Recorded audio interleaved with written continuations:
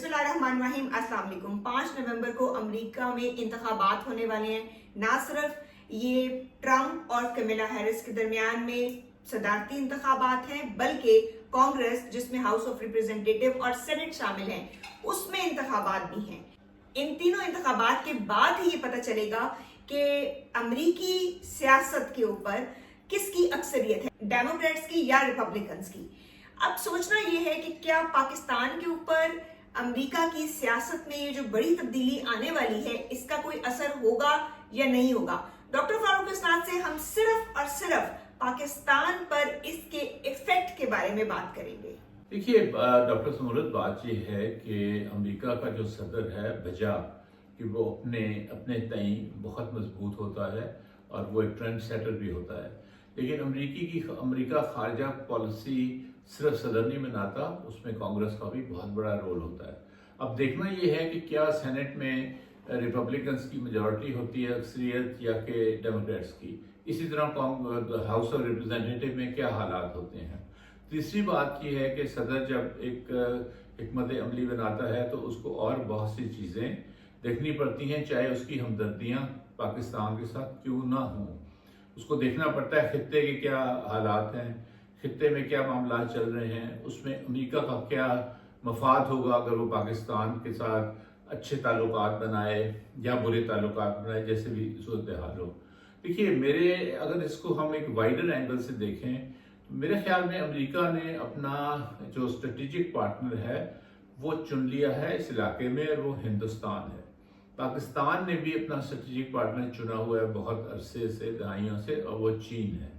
اس لیے ہم یہ نہیں ترجیح دے سکتے امریکہ کو چین کے اوپر۔ چین پاکستان کا دوست رہے گا اور بالکل رہے گا۔ رہی بات امریکہ کی، وہ ایک بہت اہم ملک ہے، وہ بڑی طاقت ہے، تو اس کا یہ مطلب نہیں ہوتا کہ آپ پھر ان سے تعلقات جو ہیں آپ کے بگاڑ آ جائے گا اگر چین کے ساتھ اچھے تعلقات ہوں گے۔ ایک بیلنس سا رکھنا ہوگا جس میں زیادہ ریلائنس چین کے اوپر ہوگی۔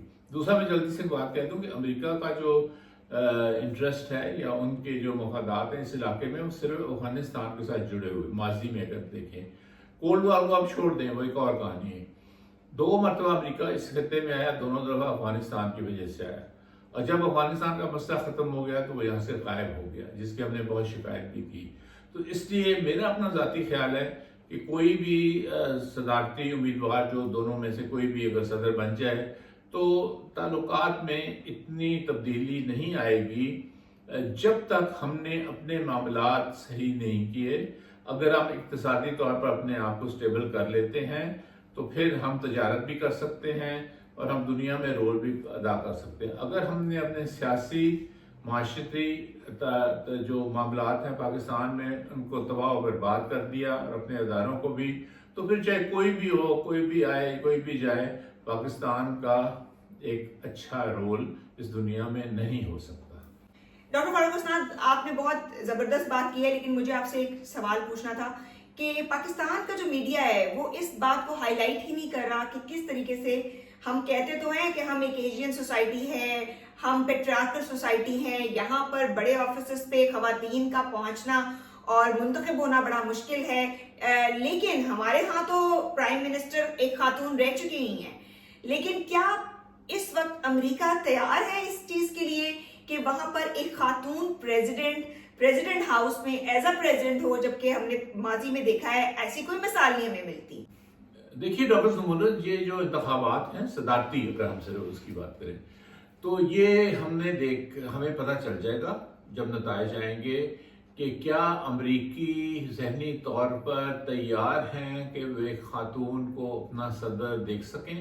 اوپر سے تو پولز جو بھی کہتے ہیں، اوپر سے تو یہ کہیں گے اپنے آپ کو بتانے کے لیے کہ ہم بہت لبرل ہیں اور ہم جینڈر کے حساب سے نہیں سوچتے، لیکن اندر جب جا کے ووٹ دیں گے پردے کے پیچھے، یا ووٹ دے چکے ہیں، بے شمار ووٹ دے بھی چکے ہیں ارلی پولنگ میں، تو انہوں نے اپنے ذہن میں کیا یہ بٹھایا ہوا ہے خاتون کو، تو اس کا نتیجہ ہمیں پتہ چل جائے گا جب کہ نتائج اس کے آئیں گے۔